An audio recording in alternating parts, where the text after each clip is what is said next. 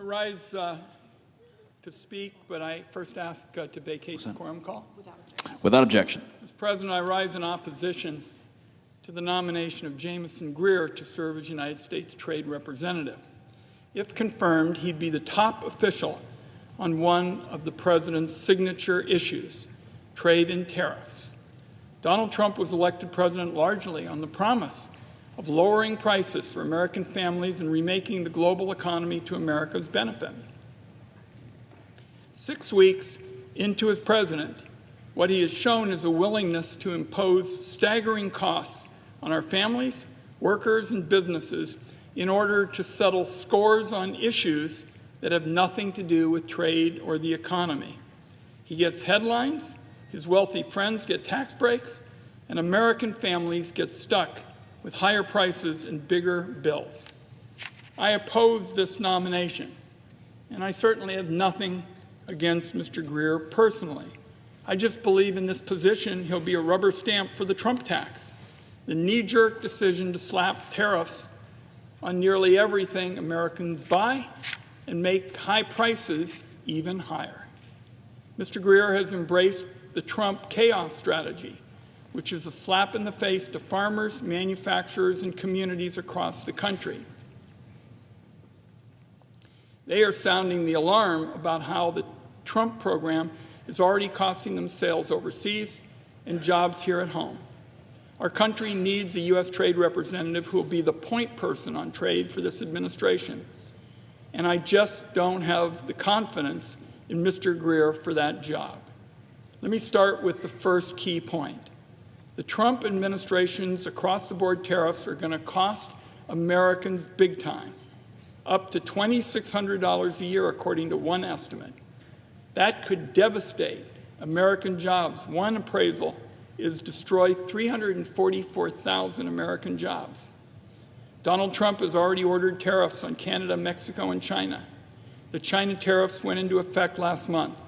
Now he's promising that 25% tariffs on everything Americans buy from Mexico and Canada would go into effect next week.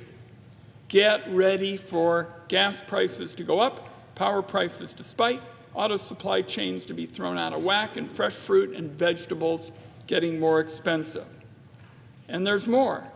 Donald Trump has promised new tariffs on steel and aluminum, which go into everything from soda cans to cars. Yesterday, he proposed tariffs on copper, which is used in everything from housing to medical devices and cars. They largely come from Chile and Canada. And he's pushing something called reciprocal tariffs on maybe everything. The only thing we can be sure about with Trump tariffs is that they're going to hit working Americans the hardest. Donald Trump, Elon Musk, and their billionaire friends are barely going to notice the price hikes. And if you ask people at a Fred Meyer store in Gresham, Oregon, or buying groceries in Charlotte or Kalamazoo, they don't need an economist to know that Donald Trump isn't helping prices. Less than a third of Americans approve of the job Donald Trump is doing on inflation, according to a poll released this week. Consumer sentiment, a particularly important measure, fell by 10% this month.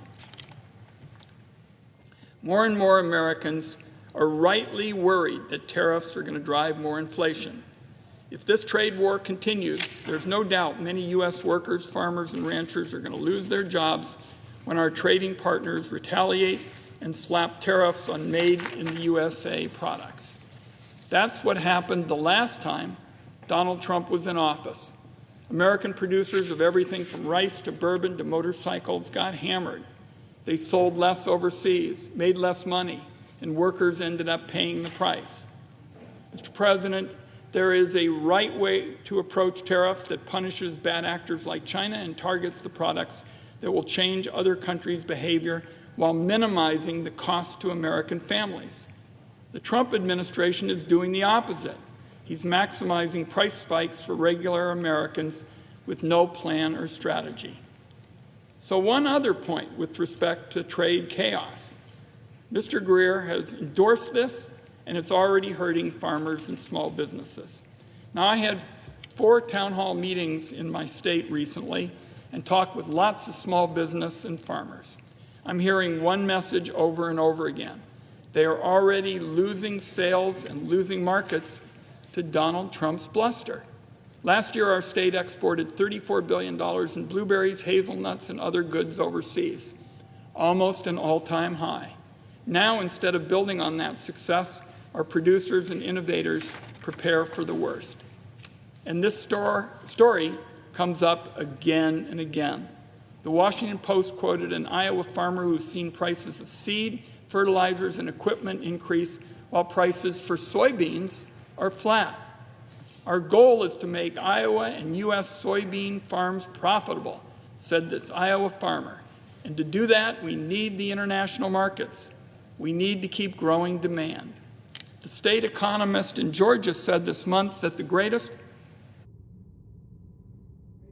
to that state's economy, and I'll repeat, the greatest threat to the economy, is Trump's trade threats. Tariffs mean higher prices for consumers, while trade wars mean other countries buy less of what Georgia makes, including aerospace components, pulp and paper, machinery, and auto parts. Pittsburgh-based aluminum manufacturer Alcoa said Trump's tariffs will cost 100,000 jobs in the United States and won't lead to more production here. This is bad for the aluminum industry in the United States. It's bad for American workers. Not according to some member of the Senate, but that's what the Alcoa president said. There are similar reports of communities fearing the worst in Wisconsin, North Carolina, and across the land. One final reason I oppose the Greer nomination, and it's not clear to me as my concern in this area that he'll be the final voice in the room with Donald Trump on trade. There are an awful lot of trade cooks in that kitchen. Peter Navarro, Treasury Secretary Bessent, Commerce Secretary Lutnick, all have claimed responsibility for trade. It reminds me of an old saying that gets attributed to John Madden. If you got 2 quarterbacks, you have none. Well, if you have 4 trade chief officials, you have none. Unfortunately, Mr. Greer did little in his confirmation process to build confidence that the buck stops with him on trade. He said it's not a trade matter when Donald Trump uses tariffs to settle scores about the border, immigration, and diplomatic issues. So, Mr. Greer said these decisions aren't something he would expect to be involved with if confirmed. If the U.S. trade representative isn't going to be in the room when tariff decisions are at stake, it's not clear to me what influence over critical trade decisions Mr. Greer will have in the Trump administration. Mr. President, Americans need a trade policy that puts workers and families first, and a chief trade official who has the authority to deliver actual results for our workers and families. Unfortunately, neither of those is on offer today. That's why I oppose the nomination and I yield the floor.